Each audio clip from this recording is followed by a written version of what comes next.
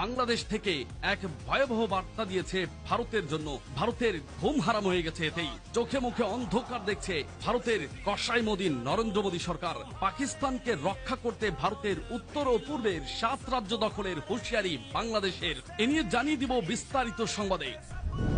এরপর জানিয়ে দিব ভয়াবহ প্রস্তুতি শেষ, ট্যাঙ্ক কামান গোলা নিয়ে সীমান্তে মাঠে নেমে পড়েছে পাকিস্তানের সেনাবাহিনী। আঘাত এলেই পাল্টা আঘাতের জন্য প্রস্তুত রয়েছে পাক সেনারা। আরো জানিয়ে দিব ভারতের জন্য ভয়ঙ্কর দুঃসংবাদ, যুদ্ধ হলে পাকিস্তানের সঙ্গে আছে ভারতের পাঞ্জাবিরা। খালিস্তানপন্থী নেতা পান্নুনের ঘোষণা। চোখের পাতায় ঘুম হারাম হয়ে গেছে নরেন্দ্র মোদীর। এ নিয়ে থাকছে বিস্তারিত প্রতিবেদন। এরপর জানিয়ে দিব ভারতের ভয়ে মধ্যরাতে আরো এক বড় সিদ্ধান্ত পাকিস্তানের। এবার কেন্দ্রবিন্দুতে আইএসআই প্রধান। সর্বশেষ জানিয়ে দেব ভারত পাকিস্তান যুদ্ধ হৈ হৈ অবস্থা, প্রস্তুতি না।